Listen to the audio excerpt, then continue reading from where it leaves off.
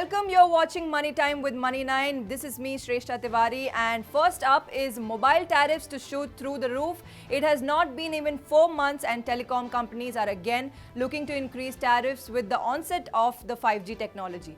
Telecom experts have suggested that telecoms will be raising tariffs as the country plans to begin phase-wise launch of 5G.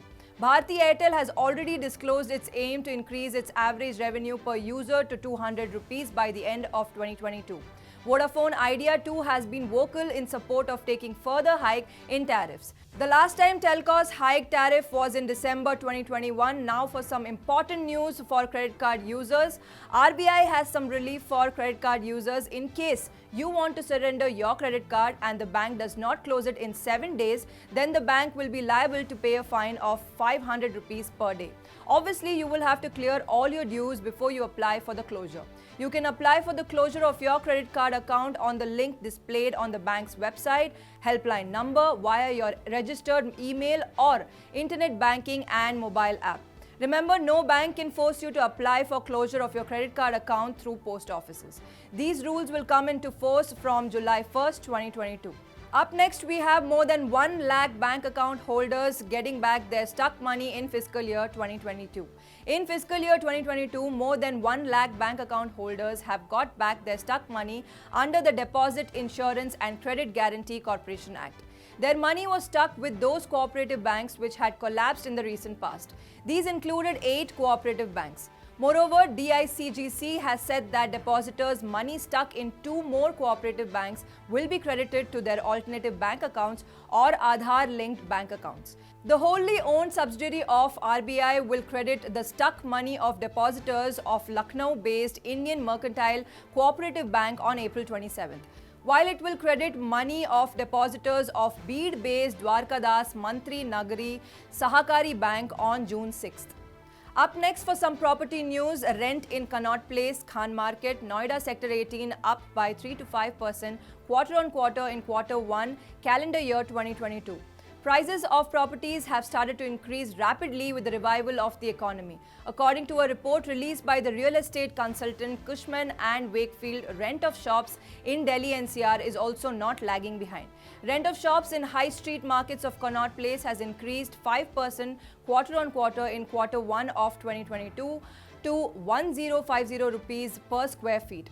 Rent of shops in another high street market of the capital, the Khan Market, has increased 3.7% to 1400 rupees per square feet in the same period. Greater Kailash 1, M Block and Karol Bagh markets witnessed a slight increase of 1.3% in rentals at 380 rupees per square feet and 390 rupees per square feet respectively. Rentals in South Extension and Lajpat Nagar remain stable at 700 rupees per square feet and 250 rupees per square feet respectively. Whereas rentals in Sector 18, Noida, has increased 5.6% to an average of 190 rupees per square feet per month during January to March 2022 as against the previous quarter. SBI releases digital security guidelines. SBI has issued a set of advisories for customers who are in regular habit of making digital transactions. SBI has said that users should disable auto-save or remember function in their devices to avoid storing of data. For internet-related security, SBI has said that customers should always look for HTTPS in the address bar of the bank's website. It has said that users should avoid performing online banking transactions at public places using open Wi-Fi networks. It has also advised users to always log out and close the browser when they are done with their work. On so many frauds being reported related to UPI-based payments, SBI has reminded users that a PIN is needed only for transferring amounts and not for receiving. Now for some auto news, Ola to recall 1,441 units of S1 Pro electric two-wheeler manufacturer Ola Electric has recalled 1,441 units of its S1 Pro models after a lot of incidents started taking place where electric two-wheelers were catching fire. Ola has said that it has decided to recall its S1 Pro units because of the faulty batteries. It has also become the third EV company to recall after Okinawa and Pure have recalled 3,125 and 2,000 units respectively. The EV batteries have been in spotlight after a few fire incidents. Couple of deaths have also been reported due to fire and battery explosion. Maruti to launch petrol-driven hybrid SUVs in near future. The largest auto manufacturer of the country, Maruti Suzuki India, has said that it is planning to launch a series of petrol-driven hybrid SUVs in the near future. Maruti's Senior Executive Director Shashank Srivastav has said that currently the SUV segment in India is dominated by diesel-driven vehicles. There is plenty of room available for petrol-driven hybrid vehicles in this particular segment. The Japan-based auto manufacturer is lagging behind its competitors in the SUV segment. Maruti's market share too has fallen to 43% in fiscal year 2022 from 47% in the preceding financial year. Hybrid vehicles will be cost-effective than regular ICEs and affordable than EVs. The Japanese auto major has also said that customers can only expect it to launch its first EV only in 2025. Bpcl Disinvestment has been called off, says media reports. Vedanta Group Chairman Anil Agarwal had said that the government has withdrawn the Bpcl Disinvestment offer and is likely to redraw the entire plan. Agarwal said this in an interaction with a media organization. Anil Agarwal-led Vedanta Resources was involved in bidding processes of Bpcl Disinvestment along with two other private equity firms, which were Apollo Global and I-Squared Capital's arm ThinkGas. Although ThinkGas has dropped out of the bidding process midway. Following the news, Bpcl stock tanked 6% to close at 369 rupees per share. Over the previous days, analysts had given buy rating on the stock.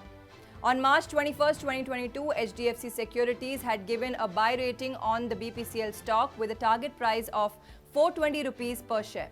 Market again closes lower, Sensex plunges for the second day in a row. Benchmark indices tumbled for the second day in a row on Monday, with the Sensex tanking 617.26 points following heavy selling in the market major Reliance Industries and negative global cues. The BSE benchmark Sensex dived 617.26 points or 1.08% to end above 56,500. The broader NSE Nifty declined 218 points or 1.27% to more than 16,900 points.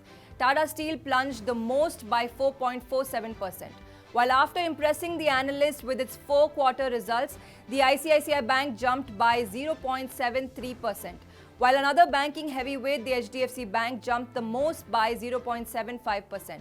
Foreign institutional investors continued their selling spree, offloading shares worth rupees 2,461.72 crore on Friday, according to the stock exchange data. That's all for today at Money Time with Money9. Keep watching Money9 for more such news.